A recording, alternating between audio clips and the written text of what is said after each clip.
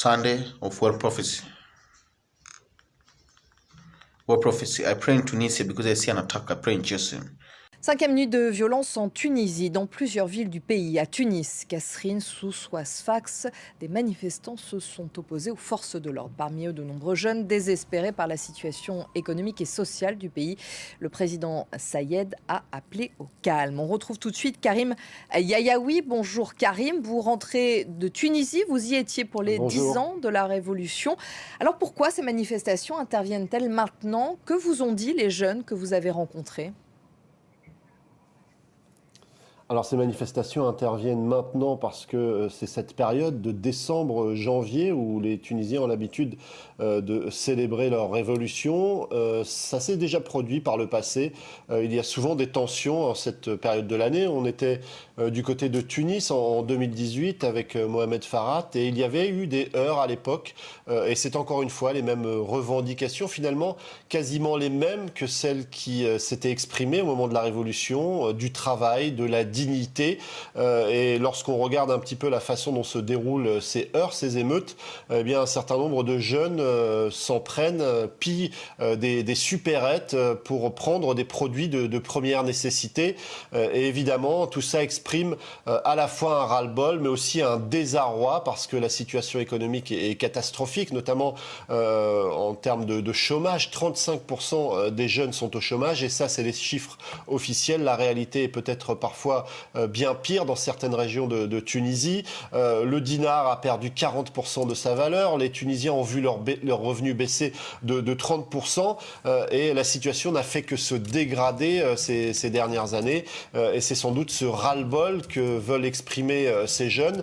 Des jeunes qui parfois avaient 5 ou 6 ans au moment de la Révolution. C'est donc un souvenir assez flou pour eux.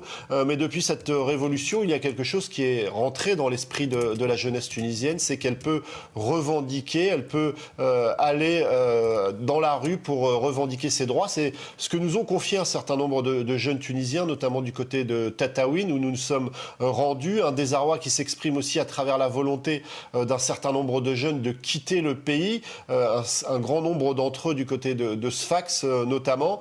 Et donc, c'est vrai qu'il y a un certain nombre d'éléments qui font que c'est particulièrement explosif. Ce 10e anniversaire qui symboliquement n'a pas pu avoir lieu à cause du coronavirus. Un certain nombre de jeunes considèrent que c'est un confinement politique et non pas sanitaire.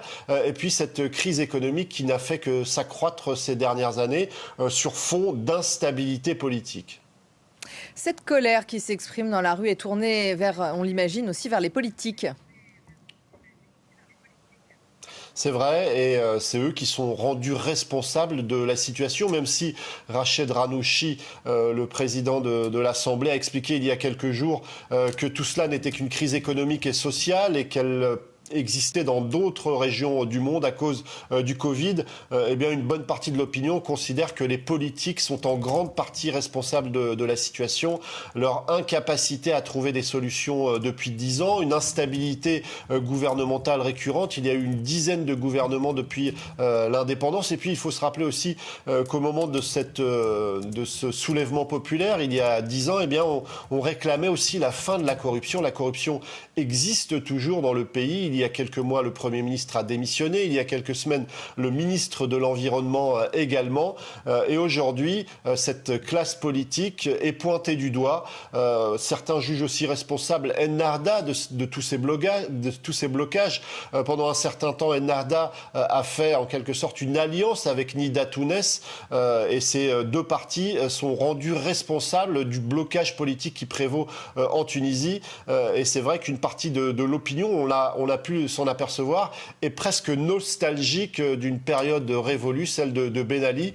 Certains nous ont confié tout simplement, c'est vrai, c'est beau d'avoir la liberté d'expression, mais quand les assiettes sont vides, ce n'est peut-être pas la priorité pour une partie de la population tunisienne.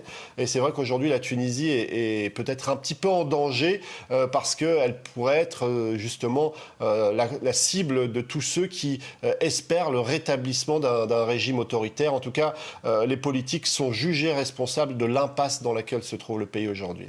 Merci Karim pour toutes ces précisions.